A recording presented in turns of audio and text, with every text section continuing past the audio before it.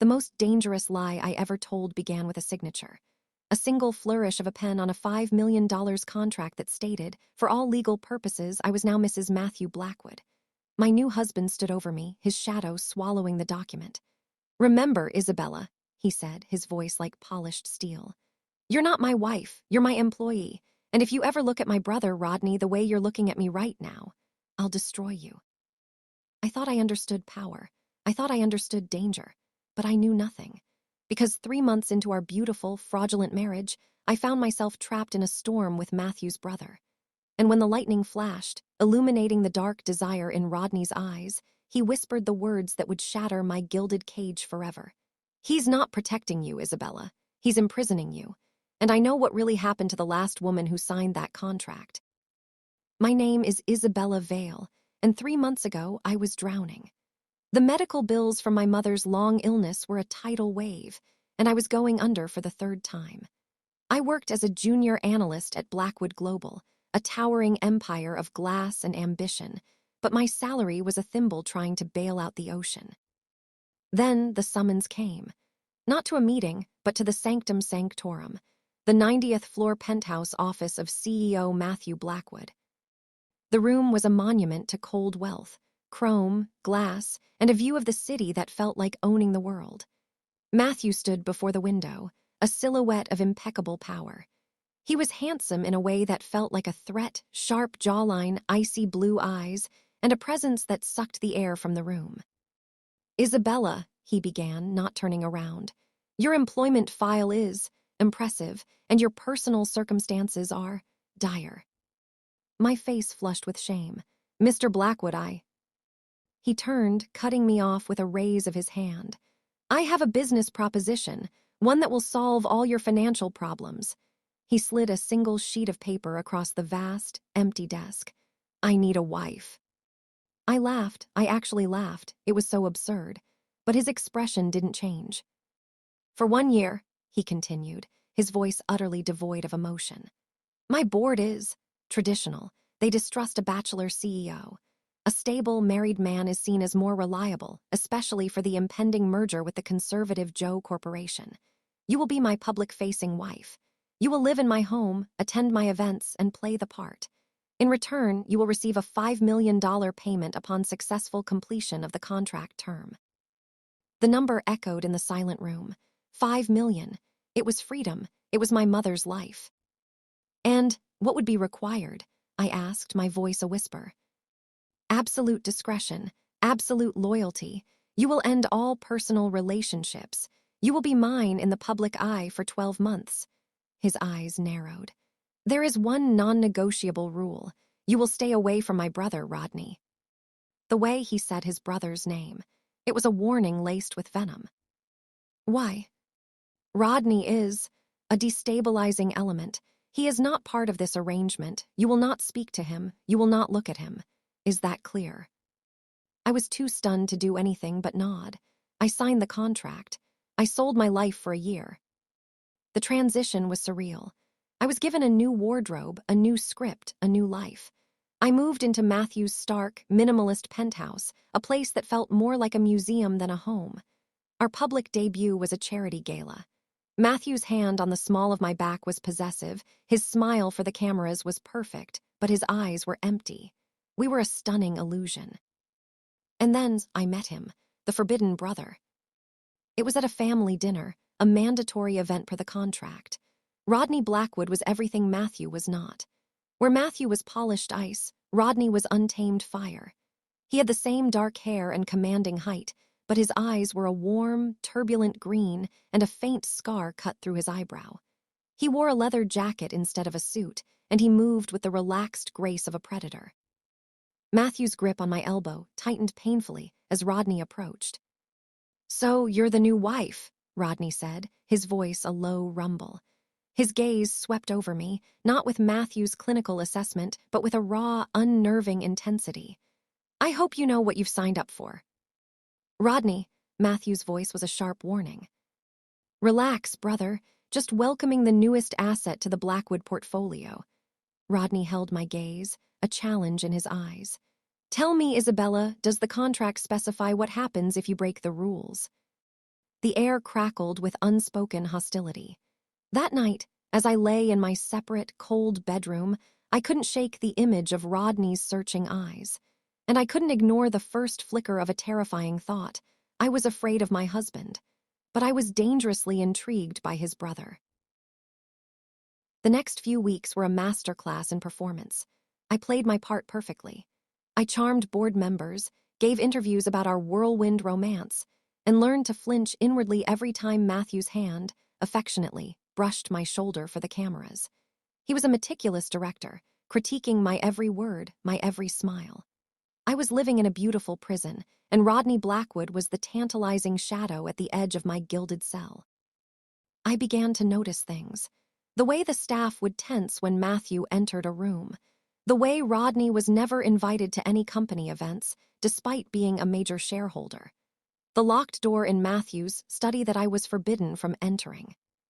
The first real crack in the facade appeared during the Blackwood Global Anniversary Gala. It was our biggest event yet, and the pressure was immense. During a speech, Matthew praised my unwavering support, his arm draped around me like a steel bar. I caught Rodney's eye across the crowded ballroom. He wasn't smiling. He looked angry and concerned. Later, I escaped to the balcony for a moment of air, my heart still pounding from the charade. "The Happy Wife performance is Oscar-worthy," a voice said from the shadows. I jumped. Rodney stepped into the moonlight, holding 2 champagne flutes. He handed one to me. "You shouldn't be out here with me," I said, my voice unsteady. "The rules." "To hell with his rules," Rodney said, his gaze intense. "He doesn't own you, Isabella. The contract has an end date. He doesn't." "How do you know about the contract?" He gave a bitter smile. "I know everything that happens in that house. My brother collects beautiful things, but he doesn't know how to care for them. He only knows how to control them." His words struck a chord so deep it vibrated in my soul. "Why do you hate him so much?" "It's not hate, it's history." He stepped closer. "There was another woman before you, Alina. She was his PA. He offered her the same deal." My blood ran cold. "What happened to her?" Rodney's face darkened. "She broke rule number 1. She talked to me. 2 weeks later, she was gone. Matthew said she took a payout and left the country, but she never said goodbye." He looked out at the city lights. "She was my friend." The confession hung between us, terrifying and electrifying. The official story was a generous severance. Rodney's version was a ghost story, and I was the new ghost in the machine. The following week, Matthew left for a 3-day business trip to Singapore. The silence in the penthouse was deafening. On the second night, a storm rolled in, knocking out the power. I was fumbling in the dark, truly alone for the first time, when the intercom buzzed. It was Rodney. "Generators out front. Matthew asked me to check on you." A lie, and we both knew it. I should have sent him away, but the darkness was suffocating, and the memory of Alina was a fresh wound. I let him in. He worked in silence, his form illuminated by the flashlight on his phone. The atmosphere was thick with everything we weren't saying. "The last woman," I finally whispered into the dark. "Alina, did you love her?" He stopped what he was doing. The only sound was the rain lashing the windows. "No," he said, his voice rough, "but I could have, and he knew it." The lights flickered back on, suddenly exposing us in the bright, sterile room. We were standing too close. I could see the rain dampening his jacket, the intensity in his green eyes. He reached out, not to touch me, but to brush a strand of hair away from my face, his fingers a breath from my skin. "He's not protecting you, Isabella," Rodney whispered, his voice low and urgent. "He's imprisoning you, and I know what really happened to Alina." My heart hammered against my ribs. "What?" "He didn't pay her off. She tried to leave. She found something in his study in that locked room. She told me she was going to expose him." His eyes locked with mine, filled with a storm of emotion. "She disappeared the next day." Before I could process this, before I could ask what was in the room, my phone lit up on the table. A notification from the security system. Matthew Blackwood main entrance. He was home, a day early. Panic seized me. Rodney's expression shifted from concern to grim resolve. "He knows I'm here," he said. It wasn't a question. The elevator pinged from the foyer. We were trapped. The penthouse door opens. Matthew stands there, his suitcase in hand, his face a mask of cold fury. His eyes dart from my terrified face to Rodney's defiant stance. "Isabella," he says, his voice dangerously quiet. "It seems you've been naughty, and Rodney, you've broken our agreement, again." He drops his suitcase, and the sound echoes like a gunshot. "Now there will be consequences for you both." The consequences began immediately. Rodney was forcibly removed from the penthouse by Matthew's security, his warnings still echoing in the air. I was placed under what Matthew called enhanced supervision. My phone was taken, my internet access cut, and a security detail followed me everywhere, even inside the home. I was no longer an employee or a wife. I was a prisoner. Matthew's icy demeanor had thawed, revealing something far more terrifying, a seething, controlled rage. He didn't shout. He didn't need to. His silence was a weapon. "You developed feelings for him," he stated flatly the next morning, watching me pick at my breakfast. It wasn't a question. "I don't know what you're talking about." "Don't lie to me, Isabella, it's beneath you." He placed a tablet in front of me. On it was a live feed from a camera in the guest wing, Rodney's wing. He was packing his living room, a cut on his lip, his face a thundercloud. "I watch everything, I know everything. Your little moment in the dark was touching." My blood ran cold. He had the house bugged. "Alina was a mistake," Matthew continued, his voice conversational, as if discussing a faulty stock. "She became emotionally compromised. Attached to Rodney, it made her unreliable. You, I thought, were smarter. You understood this was a business transaction." "What did you do to her?" I dared to ask, my voice trembling. He smiled, a thin, cruel curve of his lips. "I terminated her contract." The double meaning was chilling. I had to get into that locked study.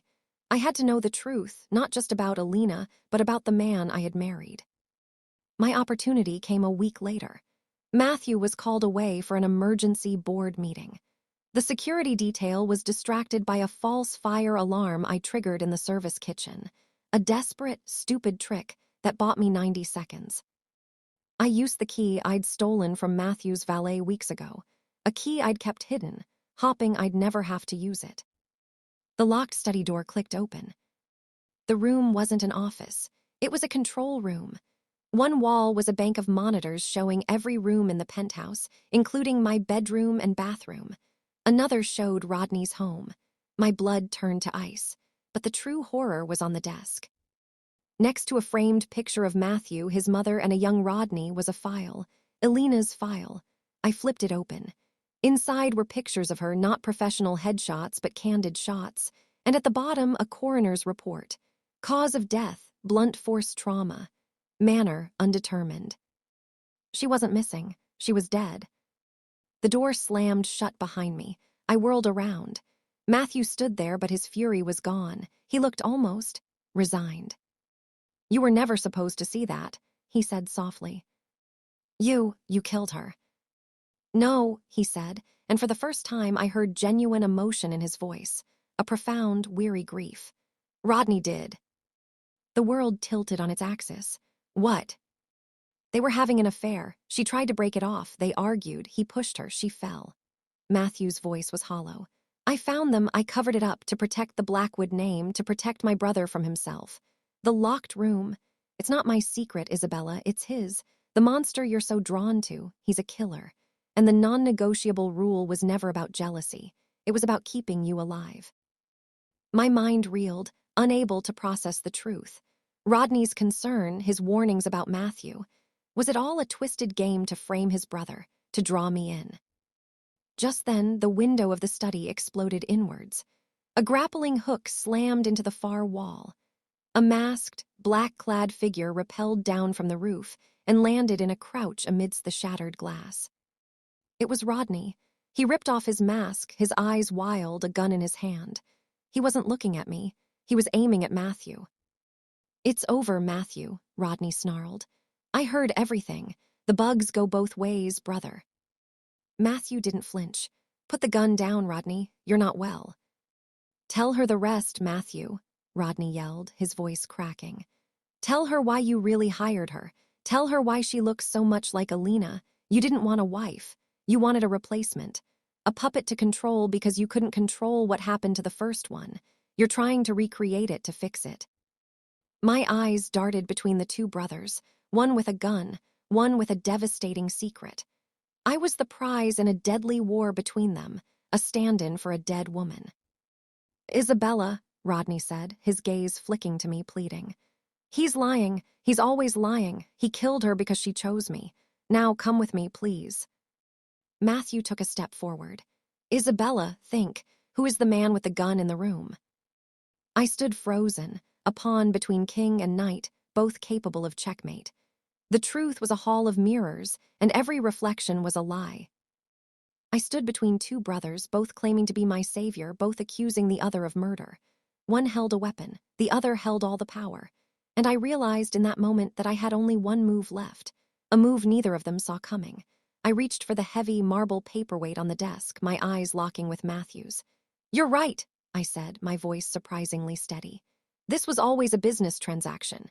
And then I made my choice.